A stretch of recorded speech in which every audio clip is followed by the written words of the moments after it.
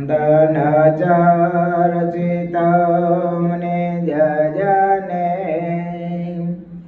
પુષ્પસૃજાલં કૃત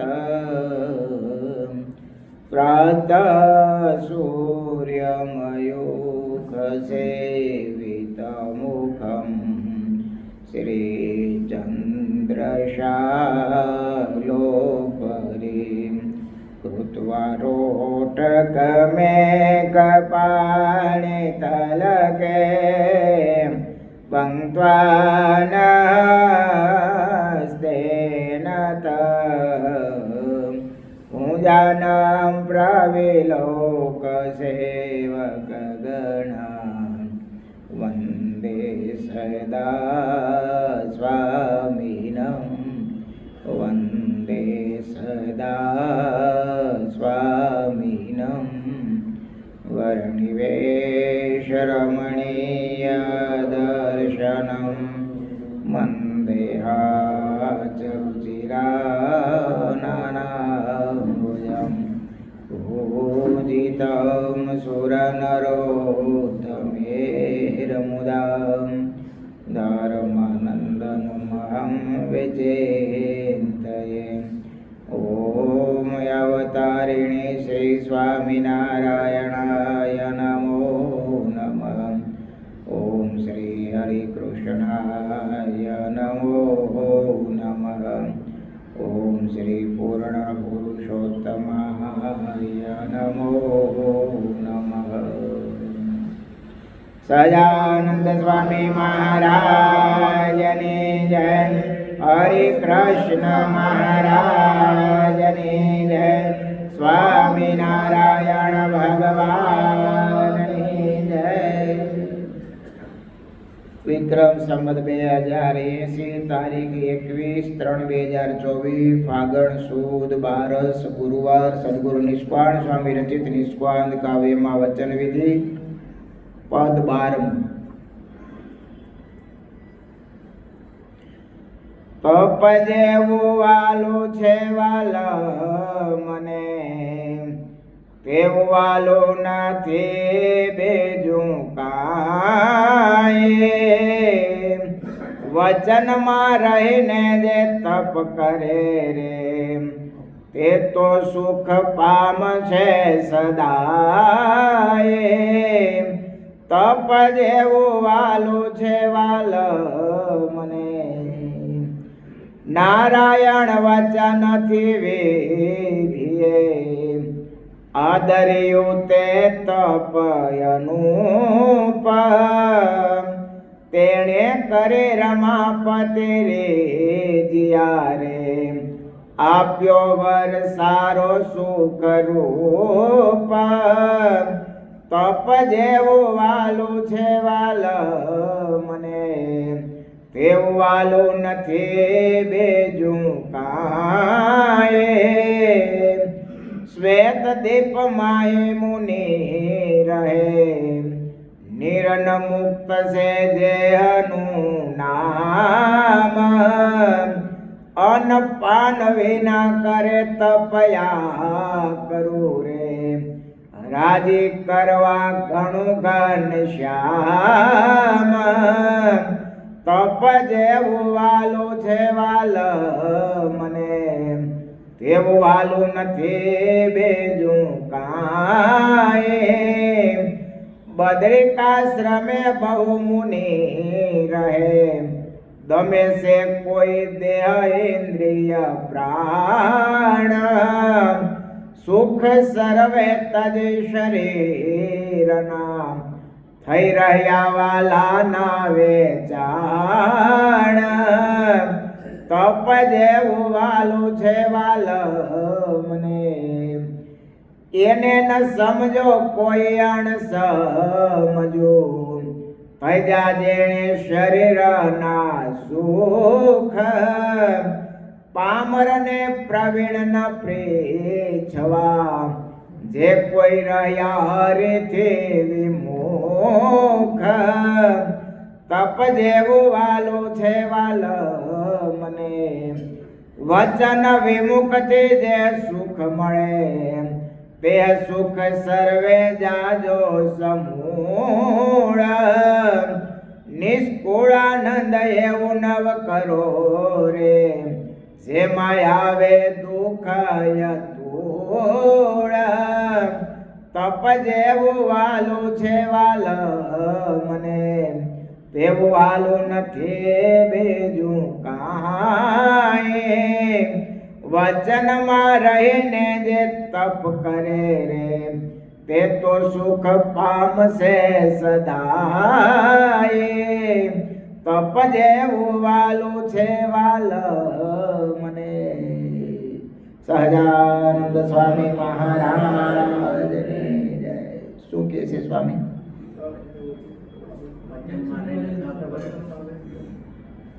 એ વળી કેવું હોય છે? વચનમાં રહીને તપ કરવું એમાં નિયમ છે.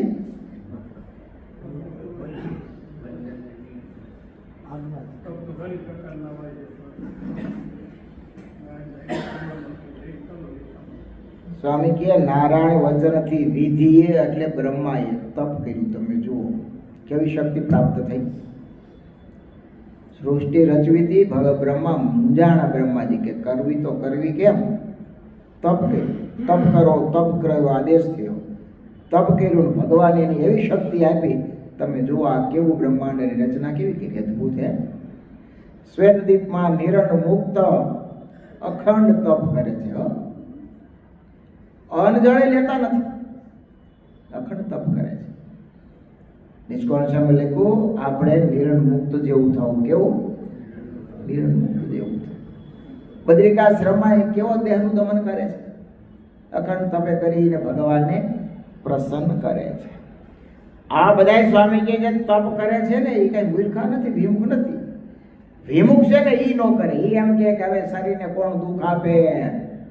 હે હું તો વિચારે કે ભગવાને ખાવાનું આપે તો ખાઈ લ્યો, મોજ કરી લ્યો, મજા માણી લ્યો. આ બધા કોના વિચારો છે? વિમુખના છે, જેને કઈ કરવું નથી ને. અને ભગવાનનો માર્ગ છે ને બહુ કઠિન છે. આમ સરળ છે, આમ કઠિન છે. તપે કરીને થાય શું ખબર છે? એક તો આપણા જે સ્વભાવ છે, દોષો છે, કારણ શરીરની જે વાસનાઓ ભેડી થઈ છે, એ તપ છે એ અગ્નિ છે. શું છે? એ બાળીને ખાક કરી નાખે. તપ વગરની ગમે એટલી સાધના કરો કોઈ સફળ થાય જ નહીં. હકીકત છે. ઊંધે માથે મરી જાવ ને મહેનત કરીને તૂટી મરો. આંતરિક સાધના છે એ તપ વગર કોઈ જીવાત્મા ચોખ્ખો થાય જ નહીં. એ હકીકત છે. આજ મનાય કે કાલ મનાય. અનાદિકાળથી આ જીવ ઇન્દ્રિયોના વિષય ભોગવતો આવ્યો છે તો એને તૃપ્તિ થઈ નથી. તો આ દેહમાં ખાઈ લેવું, જોઈ લેવું, હરવા ફરવા, મોજ મજા કરી લેવી તો એ સુખીઓ થવાનો છે? ક્યારેય નહીં. ઇન્દ્રિયના દમન કર્યા વગર કોઈ ભગવત દર્શન થતું જ નથી. ગમે એવો હોય, ગમે એવો સિદ્ધ થઈ ગયો હોય, કદાચ તમને કોઈ સિદ્ધતા પ્રાપ્ત થાય પણ તપ વગર ભગવાનની પ્રસન્નતા પ્રાપ્ત થતી હોતી નથી.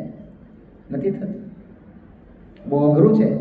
કાર્યાણીનું 10મું વચનામૃત વાંચી લેવું.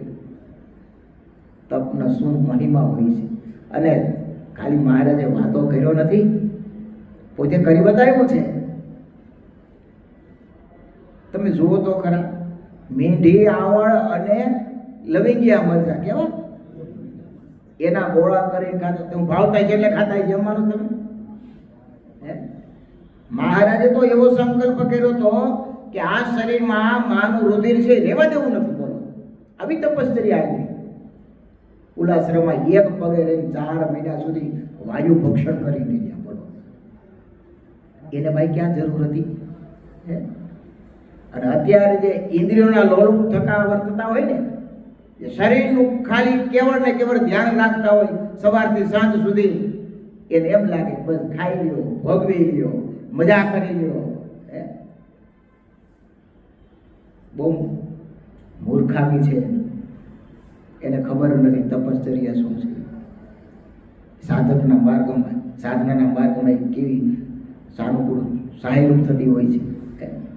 જેને ભગવાનમાં મન એકાગ્ર કરવું છે ને એને ઇન્દ્રિય અંતઃકરણનું થોડુંક દમન તો કરવું જ પડે, છૂટકો નથી. સ્વયં તો રાખવો જ પડે. કોઈ પણ સંપ્રદાય હોય, ઇન્દ્રિય અંતઃકરણના સ્વયં વિના કોઈ સિદ્ધિ પ્રાપ્ત થતી હોતી નથી. અરે રાવણ જેવો રાવણ તમે જુઓ, સોપારી ઉપર ઊંધે માથે રહીને કેમ તપ કર્યું ખબર છે? સોપારી ઉપર શીર્ષાસન કરીને 1000 વર્ષ સુધી તપ કર્યું, તે ભગવાન પ્રસન્ન થયા. રાક્ષસ હતું તોય તમે જુઓ, હા એક છે એને તપ એને બીજી રીતે કન્વર્ટ કર્યું. આપણે ભગવાનના ભક્ત છીએ એટલે ભગવાનની પ્રસન્નતા માટે કરતા હોય, પણ રાક્ષસ હોય, દેવી હોય કે આસુરી, તપ કર્યા વગર સિદ્ધિ પ્રાપ્ત થતી હોતી નથી. આપણે કઈ સિદ્ધિ જોતી નથી. આપણે તો શું જોઈએ છીએ? મહારાજનો રાજીપો જોઈએ છે, એની પ્રસન્નતા જોઈએ છે. હું હમણાં જ વચનામૃત વાંચતો તો એમાં લખ્યું છે કે આમ બદ્રિકાશ્રમમાં નરને ભગવાન તપ કરે છે એના માટે કરે. કોના માટે કરે છે? પોતાના ભક્તને માટે કરે છે, અભક્ત માટે કરતા નથી. શરીર ઇન્દ્રિયો આદિનું જે દમન છે ને એને તપ કહેવાય. તપ ઘણા પ્રકારના હોય છે. કુડું ચાંદ્રાયણ કરો, શરીરને સૂકવી નાખો, એને પણ તપ કહેવાય છે. પણ મન અને ઇન્દ્રિયોનો જે એકાગ્રતા કરવી ને એ પણ એથી મોટું. પણ એ થાય ક્યારે? તમે આમ બરાબર ભંભા જેવા થઈ ગયો, ફૂલ આમ ગોટા દબાઈને બેઠો, પછી ઇન્દ્રિય અંતઃકરણ એકાગ્ર થાય. એમાંય તપની આવશ્યકતા છે. આમ આપણે બધે વાતોમાં સાંભળ્યું અને શ્રેષ્ઠ તપ છે. ભૂખ કરતા 2 કોળિયા ઓછા ખાવા, એ પણ નથી રહેવાતું બાપા. એ તો ભાવતું હોય તે 2 કોળિયા વધારે ઓછું ક્યાં કરો તમે? ઊભા થાય પછી ખબર કે આ તો થોડુંક વધારે ખવાઈ ગયું. લે સ્વયં રાખવો ને એ બહુ અઘરો હોય છે. સારંગપુરનું 16મું વચનામૃત મહારાજ કે ભરતખંડને વિશે રહ્યા જે પોતાના ભક્તજન એમના જે ધર્મ જ્ઞાન આદિ ગુણ તે જે તે અતિશય અલ્પ હોય તો પણ જે ભગવાનના ગુણયુક્ત તપને પ્રતાપે કરીને થોડા જ કાળમાં અતિશય વૃદ્ધિને પામે છે. તપ તો અવશ્ય છે, અને તપ છે ભગવાનનો ગુણ છે. ભગવાન અલગ અલગ ગુણ છે ને એમાં એક ગુણ છે. તપસ્વી હોય ને, મારે જે શિક્ષાપત્રીમાં લખ્યું તપસ્વી હોય ને રસ્તો દેવો, માર્ગ દેવો, એટલે હોતો ને. કારણ કે સાધના તેમાં અંદર પડેલી જ હોય, અને જો જરાક તપસ્વી હોય પાછો ક્રોધી પણ થોડો હોઈ શકે, કારણ કે અંદર તપેલો હોય ને. અને ભાઈ શ્રાપ દઈ દઈએ તો કોકા કાઢી નાખે. સાધના તો છે જ એની પાસે. મહારાજ એમાં જ કીધું જે પોતાના ભક્ત છે એમનું જે ભગવાનના તપે કરીને જ નિર્વિઘ્ન કલ્યાણ થાય છે, પણ જે ભગવાનના ભક્ત નથી એનું કલ્યાણ ક્યારેય થતું નથી. અને કાર્યનું 10મું વચન, જો તપ ન કરે ને ભગવાને સર્વ કરતા જાણે તો આ જન્મ મરણ દુઃખ થકી તો રહી થઈ જાય. પણ તપ કર્યા વિના જીવ પર ભગવાનનો રાજીપો થતો નથી. આપણે તો સેવા કરીને, ભજન કરીને, તપ કરીને, જે કાંઈ કરીને જોઈએ છે શું? ભગવાનનો રાજીપો જોઈએ. અરે ખરો ભગવાનનો ભક્ત હોય ને 4 પ્રકારની મુક્તિને ઈચ્છતો નથી, જો છતાં એટલું ઈચ્છે કે ભગવાન મારી ઉપર પ્રસન્ન થાય, રાજી થાય, એટલું તો અવશ્ય ઈચ્છે. તો એવો રાજીપો છે એ તપ વગર મળતો નથી. મહારાજ કે તપ કરીને જ ભગવાનને રાજી કરવા એ જ અમારો સિદ્ધાંત છે. કોણ કહે છે આ? મહારાજ. તે જ આ લોક અને પરલોકને વિશે પરમ સુખને પામે છે. કોણ? જે તપ કરતો હોય. અને તપ કરવાથી ભગવાન તો રાજી થાય, પણ જે મુક્ષુ હોય, જે તપ કરતો હોય એને જોઈને ભગવાનના ભક્ત કે મોટા સંતો હોય ને એ પણ બહુ પ્રસન્ન થતા હોય છે. હમણાં અમારે સભાથી સંતોની પૂજ્ય સ્વામીએ વાત કરી, સંતો એ તપ કરજો ને તો ભગવાન રાજી થાય અને અમે રાજી થાય. ભગવાન રાજી થાય અને અમે રાજી થાવ. આ મુમુક્ષુની સાધના છે. મોટા સાધુ એમ કે અમે રાજી થાવ, એને હું રાજી કરું, કેવી રીતના રાજી કરવા કહ્યું? જો તમે કરીને રાજી થતા હોય એથી મોટી આપણા માટે સદભાગ્ય કેવું હોઈ શકે? મારી તમને ઘટના કહું, જો મોટા કેમ રાજી થતા હોય છે. અમે અમેરિકા જતા હતા ને, વડતાલ દર્શન કરવા ગયા. પૂજ્ય હરીશો સ્વામી સાથે હતા, પૂજ્ય માધવરી સ્વામી હતા, અમે બધા દર્શન કરતા હતા. અને મને તરત અચાનક એક સંકલ્પ થયો કે પૂજ્ય હરિપ્રસાદ સ્વામી વિદેશ ગયા હતા ને, પહેલી વખત ગયા હતા, તેને અંજળ લીધું નહોતું અને 6 મહિના સુધી. એ તો તપસ્વી હરિપ્રસાદ સ્વામીનું તપ તો તમે ક્યાં અજાણતા છે? ચાતુર્માસમાં ખાલી શેરડી ઉપર જ રહે, ખાલી શેરડી ભૂખ લાગે શેરડી જમી લે, કાંઈ નહીં ખાવાનું આખો મહિનો સુધી. કા 2 વસ્તુ, મરચા અને રોટલી, ત્રીજું કંઈ ખાવાનું જ નહીં. તપ એનું આકરું બહુ હતું, બહુ આકરું. અને પોતે આકરા જ હતા. ઘણાને માર ખાતો છે, પણ એને ભગવાન પ્રત્યેની જે નિષ્ઠા, એનું જે ભજન છે. 5 વાગે જવાનું હોય તો 3 કલાક એની પૂજા હાલે ને. વહેલા 2 વાગે ઉઠે પણ, વહેલું જવાનું હોય તો વહેલા ઉઠે પણ 3 કલાક પૂજા પૂરી કરે. અભણ હતા ને કરો, ભણેલા નહોતા, પણ ભગવાનના વચનમાં અને તપ અને સેવાનું એટલું અંગ, સાથે સેવા પણ એવી જ હો. આ મોટા મોટા ગુરુદેવ શાસ્ત્રીમાં જે સમયા ઓછું કર્યા, મુખ્ય ભંડાર સ્વામી સંભાળતા, એટલે તો ભંડારી સ્વામી કહેવાય. વર્ષો સુધી કરકસર કરીને એને સાધુ થયા પછી કોઈ દી બીજું નવું ધોતિયું કાઢ્યું નથી. બોલો, આ નાનું તપ લાગે છે તમને? દેહનો કેટલો અનાદર હોય, દયા આ બધું થતું હોય છે. આપણને તો થોડીક એક સારી વસ્તુ મળે ને તો અંદરથી મલકાઈ જાય, ઓ આપણને મજા આવી ગઈ, આપણે જોઈ એવું જ મળી ગયું. કેવું જોઈ એવું જ મળી ગયું? આ તો જાણી જાણી દેહને દમન કર્યો. અમારા માટે તો એવું લખ્યું છે કે જાણી જાણી ટાઢ, તડકો, ભૂખ સહન કરવું. અમારા માટે એવું લખ્યું છે. બહુ ધાબળી રાખવી પણ બહુ ટાઈટ હોય ને તઈ ઓઢવી, ક્યાં સુધી ઓઢવી નહીં. અમે તો અગાઉથી વ્યવસ્થા ટાઈટ ન પડ્યો, વ્યવસ્થા કરવી પડે કે આના પછી શાળો હોય છે, ત્યાં જાવું તો આમ થાય, કેમ થાય. બહુ અઘરું હોય છે. તપ છે ને એ બહુ. પૂજ્યપાદ જોગી સ્વામીએ 90 વર્ષ સુધી પગમાં પગરખા પહેર્યા નહોતા. અને પાછું ગામડે ફરવાનું, ચાલતા જવાનું, આજુબાજુ ગામો માથે પોટલા લઈને હાલવાનું, પગમાં ચપ્પલ પહેરતા નહીં. સમય બદલી ગયો, શરીરના તાસીર બદલી ગઈ, એટલે એ કાંઈ પેલું નથી એમ, પણ રુચિ હોવી જોઈએ કે આપણે થોડુંક દેહનું દમન કરવું છે, એવી અંદરથી ભાવના તો હોવી જોઈએ ને. શરીર આજા માંદું થાય. આ તો હજી કાંઈ ન થયું હોય ને, અગાઉ પાણી પેલા પાય બાંધી રાખે કે મને ક્યાંક ચામડી ફાટી ગયા તો, હું ક્યાંક ટાઈટમાં વયો જાય તો. હા, અગાઉથી બિચારાને ખબર જ હોય. ઘણી વાર એવું હોય કે એને રસ્તો મળ્યો ન હોય. તપ શું છે, સાધના શું છે, મુમુક્ષુતા શું છે, શેના માટે આપણે આ માર્ગ લીધો છે, ભગવાનને પ્રસન્ન કેમ કરવા, એ ઘણીવાર અજ્ઞાનતા હોય છે. એટલે આ બધી અમુક ક્રિયાઓ સહજ થતી હોય, એનો ઈરાદો ન હોય. સાંભળજો, એનો ઈરાદો હોતો નથી, પણ એ રસ્તાની એને ખબર હોતી નથી. એ રસ્તાની ખબર હોતી. હું પૂછ્યું જોગી સાહેબને ચંપલ આપનારા કોઈ નહીં હોય? સોનારા કેમ તો મઢીને આપે હે? હેઠો પગનો મૂકવા જાય, હથેળીમાં રાખે, પણ સતત તમે જુઓ સભામાં આવે, આસન મોટી ગાદી નાખે, સામે પાટું મારી દે. ચટકીદાર મારા જેવો સ્વભાવ હતો. ફોટો પાડવાનો નહીં, એ તો આપણે બધે દર્શન કર્યું છે. હારે પહેરવાનું પહેરાવી ન બધું.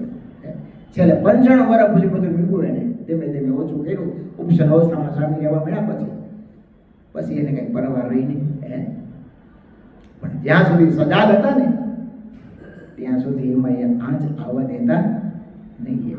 વાત હું એ કરતો હતો કે મોટા રાજી કેમ તમે વડતાલ દર્શન કરવા ગયા અને આવું મને સંકલ્પ થયો કે હરિપ્રસાદ સ્વામી આવું વ્રત લીધું હતું ને, મારે લેવું. પણ મોટાની આજ્ઞા વગર તો કરાય નહીં કાંઈ. સ્વામી આપણા માટે સર્વસ્વ હોય. મેં સ્વામીને વાત કરી, સ્વામી મને આવો સંકલ્પ થયો છે તો કે ઉભો રહે, હું હરિકૃષ્ણ મહારાજને પૂછી લઉં. તો હું એ દંડવડ કરતો હતો. સ્વામી હરિકૃષ્ણ મહારાજ ગયા ઉભા માળા કરતા, મને કે વિહારી મહારાજ રાજી છે, કરજે. પછી હું પથ્થર તુંબડું થેલીમાં લઈ ગયો નથી, આ મૂકી રહી. લોકોને વાત કરી નહોતી હો. યા લંડન અઠવાડિયું ના રોકાણા. 4 મહિના સુધી તમે કલ્પના કરો, નથી તરસ લાગી કે નથી ભૂખ લાગી. મને કે સ્વામી શું કરે? મેં કે સ્વામી ફ્રૂટ લઈ લીધી એક ટાઈમ ફ્રૂટ લેવાનું. પાછું તમે આશ્ચર્ય જુઓ, અહીંયા અમે આવ્યા તો બોમ્બે ઉતર્યા, પેલી સભા ત્યાં રાત્રે ત્યાં હરિભક્તોનો આગ્રહ, સ્વામી દૂર ગયા, વિદેશ ગયા હતા, સ્વાગત કર્યું. એક રાત્રે ત્યાં સવારે કોલો બિહારી જે ભગવાન છે મુંબઈમાં ત્યાં દર્શન કરવા ગયા. પૂજારી હાર પહેર્યો, પ્રસાદી આપી. એટલે સ્વામી, મેં કીધું સ્વામી અહીં પાણીનું કરાવો. સ્વામી કે અહીંયા નહીં. સ્વામી એમ કે આમ નહીં કરવાનું, પછી એમાં બીજું કોઈ ઓપ્શન જ હોય નહીં, કાંઈ તમે પૂછી શકો નહીં. બીજી રાત્રે સુરત ત્યાં સ્વાગત થયું ને આપણે નારાયણ મુનિ દેવના દર્શન કર્યા. મેં કીધું સ્વામી કદાચ અહીંયા પાણીનો આપણે ગુરુકુળમાં આવ્યો ને એટલે કરાવશે. ત્યાં સવારે પૂજામાં દંડવડ કરી મેં સ્વામી પાણીનો તુલસી પત્ર કાપો. મને કે અહીંયા નહીં. હવે 4 મહિના સુધી કે આપણે એટલા સિદ્ધ તો હતા ને, અત્યાર સુધી તો ઠેલો માર્યો. સુરત આવ્યા, ના પાડી. શરદ પૂર્ણિમા દિવસ અહીંયા અમદાવાદ મેમનગર આવ્યા, રાત્રે ત્યાં સારોડી સભા હતી. સવારે નારાયણ દેવના દર્શન કરવા ગયા. ત્યાંથી આવ્યા સ્વામી, સ્વામી પાણીનું કરાવું કે અહીંયા નહીં. અહીંથી રાજકોટ ગયા, ત્યાં ભૂપેન્દ્ર રોડે દેવના દર્શન કર્યા. મેં સ્વામી આપણે રાજકોટ રહી છે ને એટલે અહીંયા કદાચ કરાય છે. સવારે ગયો, સ્વામી કે અહીંયા નહીં. પછી આપણો કેપેસિટી પૂરી થઈ ગઈ. મેં પૂછ્યું દેવ સ્વામીને માધવ સ્વામીને વાત કરી, સ્વામી આ સ્વામી મને પાણીનું કરાવવાની ના પડે છે, મારે કાયમ માટે આમ જ રાખવાનું. એ કે મોટા સાધુ છે એમાં રહીને ભગવાન કે ઉજાડતા હોય, સ્વામી હમણાં કેમ કરો પછી જોઈશું.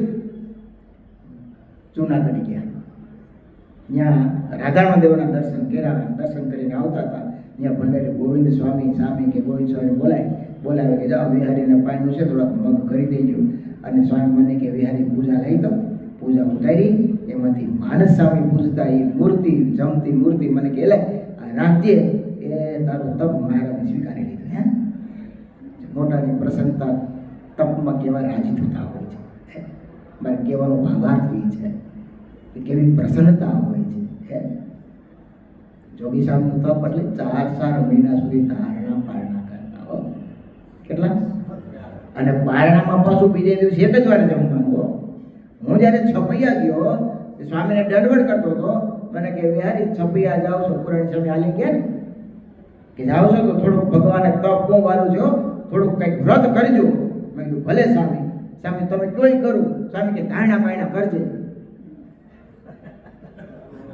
ચાલવાનું અને પાછા ધારણા પાયણા પછી પાછું સ્વામી કે જોઈજો પાયણામાં 2 વાર ન જમતું, એક જ વાર જમાય. સ્વામી તો સ્વામી. પછી હું કૃષ્ણ જીવન સ્વામી મારી સાથે હતા, એને અમે 2 ધારણા પાયણા ઠેઠ છપૈયા સુધી. ત્યારે મને 300 કીર્તન કંઠે હતા અને રોજ 12 વાગ્યા સુધી કીર્તન ઝીલાવતો. કીર્તન ઝીલવાનું થોડોક ક્યારેક થાકો તો પૂજ્ય લક્ષ્મીનારાયણ સ્વામી ધામ આવી ગયા, એને બહુ કંઠે એ ઝીલાવે. એમ છપૈયા સુધી તમે એ યાત્રા તમે જુઓ, કોઈ જુદું ચાલવાનું નહીં, ભેગા જ ચાલવાનું. કીર્તન ભક્તિ ઝીલવાની, એકલા બોલવાનું એવું નહીં હો. પેલા શરૂઆતમાં 1.5 કલાક ધૂન ઝીલાવો, બધા ધૂન ઝીલે સમૂહમાં, અને પછી કીર્તન ભક્તિ ચાલુ થાય. જ્યાં અમે થાકલા આવે, ખબર હોય તમને, પુલ આવે ને, પુલ હોય ને ત્યાં પુરાણી સ્વામી થોડીક વાર બેસે. સ્વામી બેસે એટલે મહારાજનું એક ચરિત્ર કે ચરિત્ર પૂરું થાય એટલે ચાલતું થાવ. જય છપૈયા સુધી બીજો ઘાટ સંકલ્પો કોઈને કર્યો નથી. બોલો બીજી વાત કોઈ કરી નથી. તમે કલ્પના કરો એમ લાગે આમ પુરાણી સ્વામી એમ ચાલ્યા જતો એમ લાગે કે એના પગ મારે મહારાજ નો આલ્યા જતો. આટલી ઉંમર નહીતર કોઈ સ્વામી વાહે નથી શકો. અમે તો જુવાન કહેવાય પણ છતાંય સ્વામી એક દ્રષ્ટિ આમ જે પુરાણી સ્વામી ઠેઠ છપૈયા સુધી આમ સાઈડમાં હું છે એમ કંઈ જોયું નથી. બોલો ત્યારે મહારાજ યાદ આવે. મહારાજ વનવિચરણનું વર્ણન આવે ને કે નાસિકા દ્રષ્ટિ મહારાજ ચાલતા એમ પુરાણી સ્વામી ઠેઠ છપૈયા સુધી હો ક્યાંય આગળ પાછળ આમ જોયું જ નથી. એક દારૂ મહારાજને અંબારી ચાલ્યા જતા હોય, કીર્તન બોલે રાખે.